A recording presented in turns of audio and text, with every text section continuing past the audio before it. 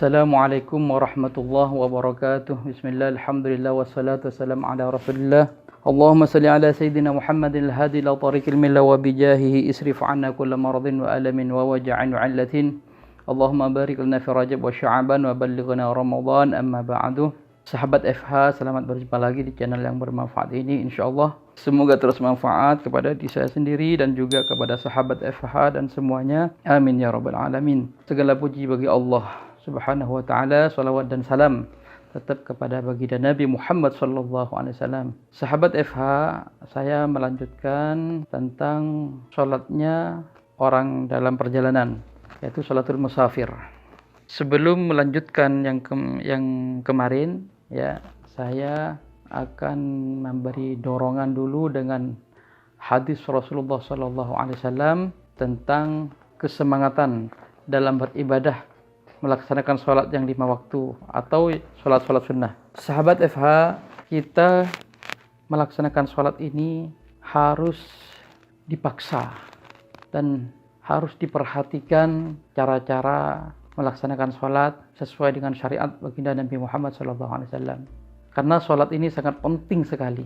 Dalam hadis Rasulullah SAW disabdakan, Inna awwala ma yuhasabu bihil abdu yawmal qiyamah as-salah. Bahwasanya pertama kali yang nanti dihisab dari amalnya gak ada lain yaitu sholatuhu, ada as-sholah, yaitu sholatnya.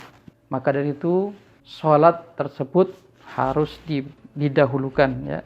Walaupun kita ahli sedekah, ahli apa saja berbuat baik, kalau sholatnya buruk, kalau sholatnya ditinggal, maka ditolak semuanya. Karena pertama kali yang akan dihisab pertama sebagai sholat. Maka dari itu ajaklah keluarga kita dan semuanya untuk melaksanakan sholat. Dan sholat 5 waktu itu harus dipaksa, ya.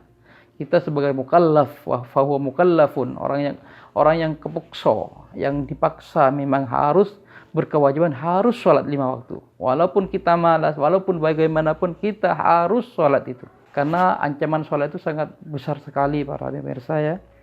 Bahkan ya sering guru-guru kami itu menyampaikan, umpama kalian semua melaksanakan umroh, haji sampai 1000 umroh, 1000 kali, 1000 haji. Kalau kita meninggalkan sholat, maka seakan-akan tidak bisa menambal dosa meninggalkan sholat tersebut. Maka dari itu semuanya saya harap, ya, dipaksalah untuk melaksanakan sholat 5 waktu. Dipaksa semaksimal mungkin. Ya, dengan paksaan kita, kalau keluarga kita rayu, masyarakat kita dan juga saudara-saudara kita rayu dan diberi nasihat. Tapi untuk pribadi kita, ya, diusahakan dipaksa untuk melaksanakan sholat ini. Dan juga dorongan untuk kita semangat melaksanakan sholat 5 waktu atau sunnah-sunnah yang lain di hadis Rasulullah juga, ya. Insya Allah kalau hadis ini banyak dihafal insya Allah, karena sering disampaikan juga sabda Rasulullah SAW, Innal abdah, sesungguhnya hamba Allah, idza qama yusalli, apabila berdiri untuk melaksanakan salat, utiya bidzunubihi, maka didatangkan dosa-dosanya. Fawudi'at, kemudian diletakkan ala ra'sihi, di atas kepalanya, au ala atikihi, atau di atas pundaknya. Fakullama raka'a au sajada, dikala dia ruku dan sujud, tasaqatat anhu, maka berguguran dosa-dosa tersebut yang diletakkan di sini, memang didatangkan dosa-dosanya. Maka dari itu kita jangan malas-malas untuk melaksanakan sholat 5 waktu atau sholat-sholat sunnah, terutama yang ada di Mekah atau di mana saja, bukan di Mekah saja. Sholat terus bersujud kepada Allah Subhanahu wa ta'ala. Itulah dorongan kita biar kita semangat dan tidak malas untuk melaksanakan sholat. Sahabat FH, saya akan melanjutkan yang kemarin, yaitu masalah sholatul musafir, ya, tentang sholat jama' takdim. Jama' takdim yaitu didahulukan duhurnya secara tertib, secara berurutan, harus duhur dulu dan asarnya. Saya langsung contoh saja, ya. Ini saya ambil syigat yang paling mudah untuk melaksanakan niatnya sholat jama' takdim. Contoh, usolli fardhu zuhri majmu'an bil asri lillahi ta'ala, makmuman atau lillahi ta'ala, atau sendirian. Allahu Akbar. Di dalam sholat zuhur, ya, itu maka berkewajiban untuk niat. paling afdolnya niat di waktu takbiratul ihram. Kalau tidak mampu di takbiratul ihram, itu masih diperbolehkan di dalam di pertengahan sholat. Bahwa Allahu Akbar ya, biasa usul fardhu dhuhri Allahu Akbar, di dalam pertengahan itu sholat, ruku, sujud. Yang penting sebelum salam maka diperbolehkan juga ya, maka masih diperbolehkan juga untuk melaksanakan niat saya sholat zuhur dengan asarnya dikumpulkan jamaah takdim lillahi ta'ala. Nah, kalau setelah salam itu kalau darurat ya, yang ambil yang memperbolehkan aja. Ada yang memperbolehkan ada, tapi ya tidak dikatakan. Tapi sekiranya terlambat dalam perjalanan itu nggak masalah. Ini karena barang rusuh, saya ambil yang mudah-mudah aja ya. Karena rusuh itu di dalam kitab-kitab itu banyak yang diutamakan. Rusuh dari Allah Subhanahu wa taala. Untuk sholat asarnya ini yang paling mudah, sholat biasa. Usolli fardhul asri lillahi ta'ala Allahu Akbar, udah selesai. Tidak usah jamaknya disebut lagi, nggak perlu. Disebutkan lebih baik, nggak disebutkan juga boleh. Usolli fardhu dhuhri arba'a rakaatin atau raka'ataini qasran Allahu Akbar, udah selesai. Tidak usah Allah, kadang-kadang sampai was-was, alhamdulillah. Ya, saya dulu was-was, tapi setelah belajar insyaallah enggak. Maka dari itu jangan was-was lagi. Itu jamak takdim. Sebelum ke jamak takhir ya, ada yang ketinggalan ini. Masalah jamak takdim harus berturut-turut. Jadi setelah melaksanakan sholat zuhur, Allahu Akbar, Assalamualaikum warahmatullah, langsung usolli fardhul asri arba'a rakaatin Allahu Akbar. Itu memang berselisih pendapat ya.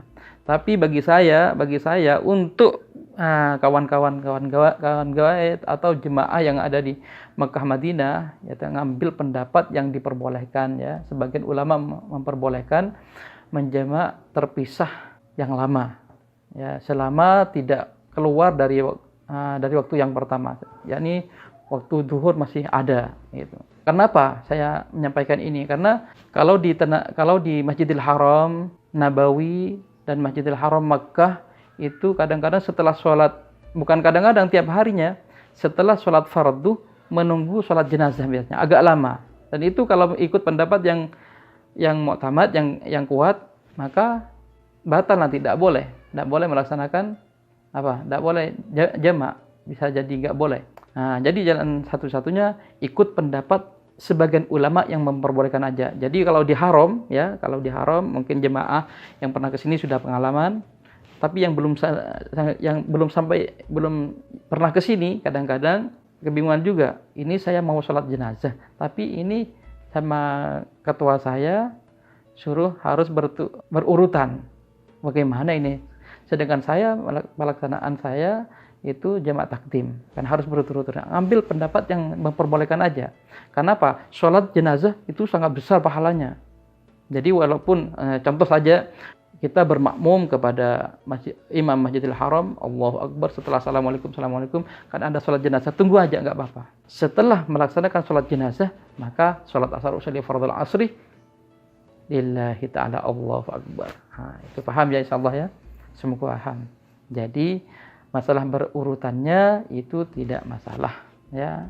Lebih-lebih dikerjakan di Masjidil Haram Nabawi karena menunggu sholat jenazah. Wallahu a'lam. Sekarang sahabat kita meneruskan sudah praktek jamak takhir. Jamak takhir itu persyaratannya diantaranya yaitu harus niat di waktu yang pertama. Jadi zuhur ya, zuhurnya harus niat. Di waktu zuhur harus ada niatan. Kalau nggak niat maka jadi qadha nantinya ya.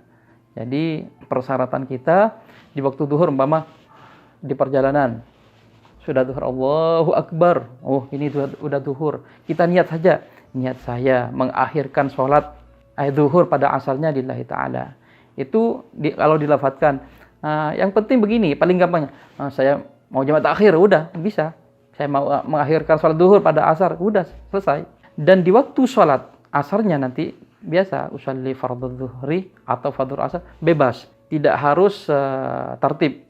Asar dulu boleh, ada yang mengatakan afdol asalnya karena yang punya waktu, ada yang mengatakan zuhur dulu karena berurutan. Nah, itu kita bebas. Di waktu melaksanakannya langsung contoh aja usolli fardhul asri arba'a rakaatin atau qasron Allahu Akbar.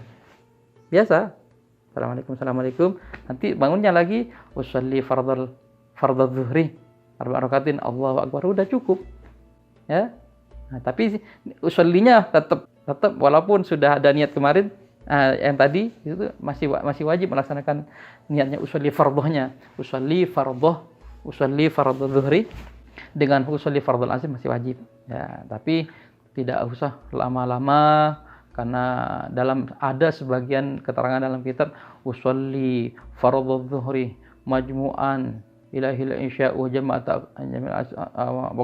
pokoknya banyak. Tidak perlu begitu. Biar apa? Biar terhindar dari was-was. Wallahu a'lam. Sahabat FH yang saya muliakan, untuk meneruskan yang kemarin ini sebenarnya masih banyak. Perinciannya masih banyak, tapi itu kan saya mengambil poin-poinnya aja. Nah, ini faedah ya.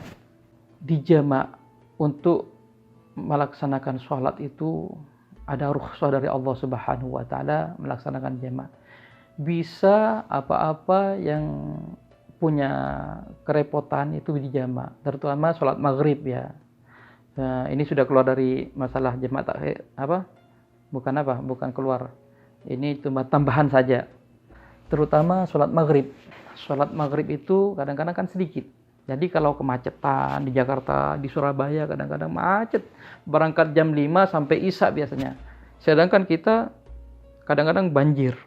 Atau macet sekarang.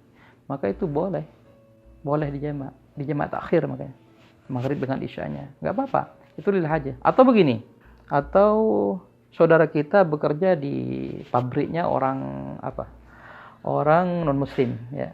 Kalau dia sholat duhur takut mesinnya itu mati atau gimana, atau takut kendala nanti dipecat, sedangkan dia tidak punya pekerjaan lain kecuali di situ, harus menjaga. Nggak apa-apa di waktu duhurnya itu menjamak takhir, nggak masalah, itu keperluan. Ini ulama memerinci seperti itu karena dari wajibnya kita sebagai umat Nabi Muhammad untuk melaksanakan sholat. Dan juga yang lain banyak sekali. Mantenan juga masuk.